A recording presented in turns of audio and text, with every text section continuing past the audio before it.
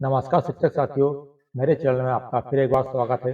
तो साथियों, आज के वीडियो में मैं आपको बताऊंगा कि सामान्य प्रशासन विभाग ने जो ट्रांसफर पॉलिसी 2025 जारी की थी, तो इसके अनुसार 10 जून तक अपने कर्मचारियों का ट्रांसफर करना है। लेकिन इस पॉलिसी में क्या नए बदलाव किए गए हैं और ऐसी कौन सी परिस्थिति है तबादले की जिन पर अमल किया जाएगा, तो वो सब जानकारी मैं आपको बताऊंगा। आपको ये भी बताऊंगा इसमें मैं कि आदेश का पालन न करने वाले पर क्या होगा, पॉलिसी में क्या लिखा है, ऐसा कौन सा कार्य किया जाए जिस पे कार्रवाई हो सकती है और पॉलिसी की ऐसी कुछ खास बातें क्या है जिन पर विशेष ध्यान दिया गया है। कलेक्टर और प्रभारी मंत्री की सलाह से किनके ट्रांसफर होंगे, किनके ट्रांसफर के लिए मुख्यमंत्री जी की परमिशन लेना पड़ेगा और ऐसे कौन अधिकारी है जिन्हें कार्यपालिक पद नहीं मिलेंगे। तो साथियों, ये सब विस्तृत जानकारी आपको मैं अपने इस वीडियो के माध्यम से दूंगा, इसलिए वीडियो को पूरा देखें। और यदि आप मेरे चैनल पर नए हैं तो प्लीज चैनल को सब्सक्राइब करके बेल आइकन प्रेस करके नोटिफिकेशन ऑल पे कर दीजिए। तो चलिए साथियों, ज्यादा देर न करते हुए मैं आपको सीधे जानकारी की ओर ले चलता हूँ।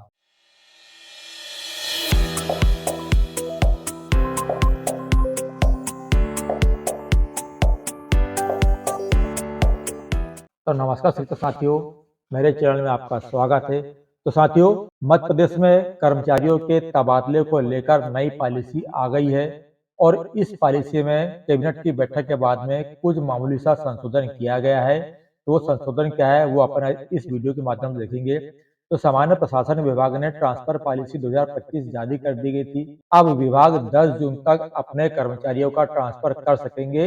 इसके बाद सामान्य तौर पर ट्रांसफर नहीं होंगे, केवल विशेष परिस्थिति में ही तबादले हो सकेंगे। अगला देखते हैं अपन कि आदेश का पालन न करने पर कार्रवाई। तो ऐसा कौन सी कार्रवाई है? तो पॉलिसी में राज्य और जिला स्तर पर तृतीय और चतुर्थ श्रेणी कर्मचारियों के ट्रांसफर के लिए कलेक्टर की सिफारिश और प्रभारी मंत्री की मंजूरी जरूरी होगी।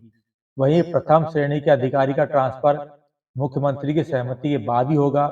और पॉलिसी में यह भी कहा गया है कि ट्रांसफर आदेश का पालन न करने वाले कर्मचारियों पर कार्रवाई होगी। अर्थात यह है कि यदि आपने स्वेच्छा से ट्रांसफर लिया है तो आपको जाना पड़ेगा, और यदि आपका प्रशासनिक ट्रांसफर हुआ है तो भी आपको जाना पड़ेगा। यदि आप नहीं जाते हैं, ज्वाइनिंग नहीं देते हैं, तो आप पर कार्रवाई की जाएगी, ये निश्चित है।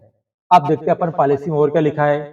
तो पॉलिसी के अनुसार राज्य और जिला स्तर पर तृतीय और चतुर्थ श्रेणी के कर्मचारियों का ट्रांसफर जिला कलेक्टर की सिफारिश पर होगा। साथ ही प्रभारी मंत्री की मंजूरी भी होगी और प्रथम श्रेणी के अधिकारियों का ट्रांसफर मुख्यमंत्री के सहमति के बाद ही किया जाएगा। तो साथ ही उसमें प्रथम श्रेणी और द्वितीय श्रेणी के जो अधिकारी है उनका ट्रांसफर मुख्यमंत्री के सहमति के बाद किया जाएगा। अब देखते हैं अपन कि ऐसा कौन सा काम है जिस पर कार्रवाई हो जाएगी। तो पॉलिसी में कहा गया है कि अगर कोई कर्मचारी ट्रांसफर आदेश का पालन नहीं करता है, कार्यमुक्त नहीं होता है या छुट्टी लेकर गायब हो जाता है, तो उसके खिलाफ अनुशासनात्मक कार्रवाई की जाएगी और विभागीय सचिव इसकी निगरानी रखेंगे। मतलब साथियों ये है कि यदि कोई कर्मचारी का ट्रांसफर होता है और वो पदस्थापना वाले स्थल पे ज्वाइनिंग नहीं देता है और उसके पूर्व ही वो यदि गायब हो जाता है या छुट्टी लेके चले जाता है और ज्वाइन नहीं करता है, तो उसके खिलाफ अनुशासनात्मक कार्रवाई की जाएगी। तो साथियों, ये जो कार्रवाई की बात है ये उन पे की जाएगी जिनका प्रशासनिक ट्रांसफर किसी अन्य जगह पर किया जाता है, तो उन पे ही ये बात लागू होगी। क्योंकि स्वैच्छिक स्थानांतरण जिनने चाहा है अपनी मनपसंद जगह में, तो वो तो निश्चित ही जाएगा ही। केवल प्रशासनिक स्थानांतरण में ही कुछ कर्मचारी ऐसे होंगे जो छुट्टी लेकर बैठ जाएंगे या ज्वाइनिंग नहीं देंगे, तो उनके खिलाफ इसमें कार्रवाई की जाएगी। अब देखते अपन पॉलिसी में ऐसी कौन सी खास बात है जिस पर विशेष ध्यान दिया गया है। तो इसमें लिखा है कि जो कर्मचारी एक ही जगह पर 3 साल से ज्यादा समय से काम कर रहे हैं उनका ट्रांसफर पहले किया जाएगा। तो साथियों, अपने मध्य प्रदेश में जितने भी सरकारी विभाग है और उनमें जो कार्यरत कर्मचारी है, यदि जिनका 3 साल से ज्यादा एक ही स्थान पर ड्यूटी करते हुए समय बीत गया है तो उनका ट्रांसफर पहले किया जाएगा। फिर है गंभीर बीमारी, न्यायालय के आदेश, अनुशासनात्मक कार्रवाई या लोक आयुक्त जांच जैसी स्थिति में ट्रांसफर किया जा सकता है।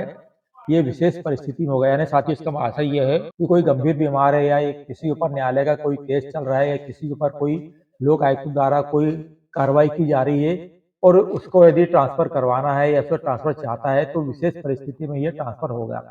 अगला है पति पत्नी दोनों सरकारी नौकरी में है और एक साथ रहना चाहते हैं, तो उनके आवेदन पर विचार किया जाएगा, लेकिन यह इस बात पर निर्भर करेगा कि पद कहाँ खाली है। तो साथियों इसमें यह है कि पति पत्नी दोनों एक जिले में तो आ जाएंगे, निश्चित है ये, लेकिन एक ही स्थान पे या एक विकास खंड में या अपने गृह निवास के आसपास यदि वो ट्रांसफर चाहते हैं तो पद खाली होने की स्थिति में ही उनका ट्रांसफर वहां पे किया जाएगा, अन्यथा उनको एक जिले के अंदर या एक विकासखंड के अंदर किसी भी खाली जगह पर उनका ट्रांसफर कर दिया जाएगा।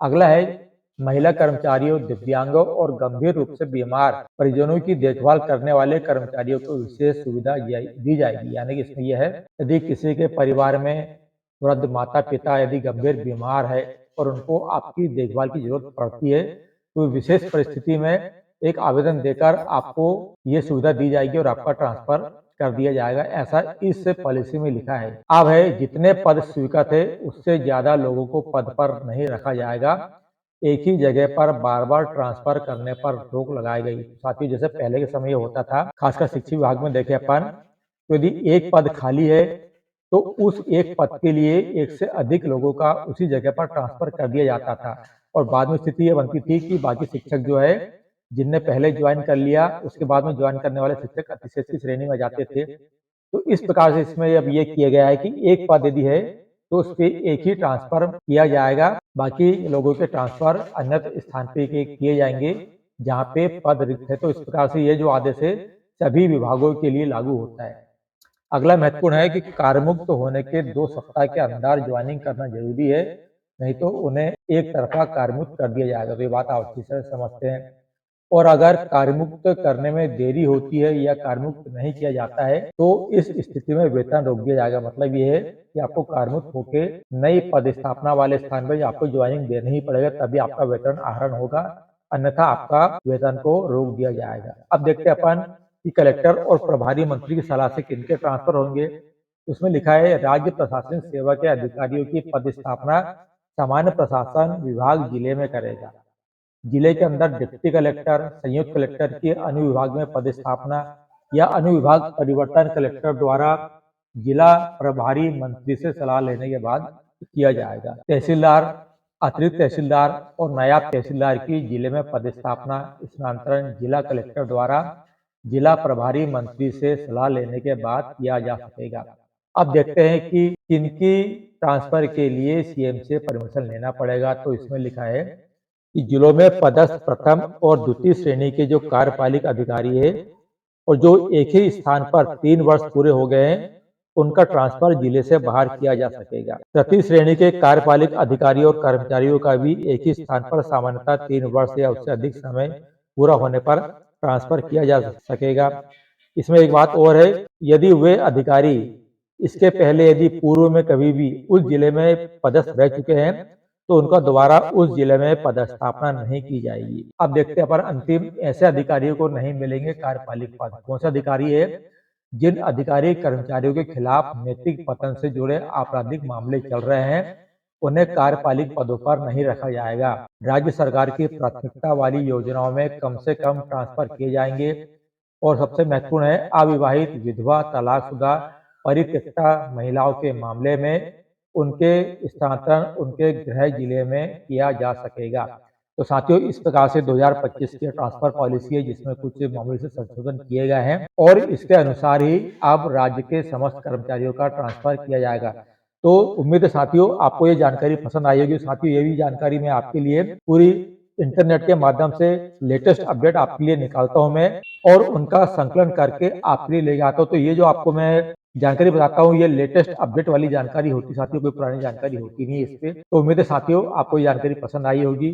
तो ये जानकारी पसंद आई हो तो प्लीज मेरे चैनल को सब्सक्राइब जरूर कीजिए, बेल आइकन को प्रेस करके नोटिफिकेशन ऑल पे कर दीजिए ताकि मेरे आने वाले ट्रांसफर से संबंधित लेटेस्ट वीडियो सबसे पहले आप तक देखने को मिल जाए। तो साथियों आज के लिए इतना ही, अब मिलते हैं अगले वीडियो में फिर किसी ट्रांसफर से संबंधित नई जानकारी के साथ। तब तक के लिए आप सभी को मेरा नमस्कार।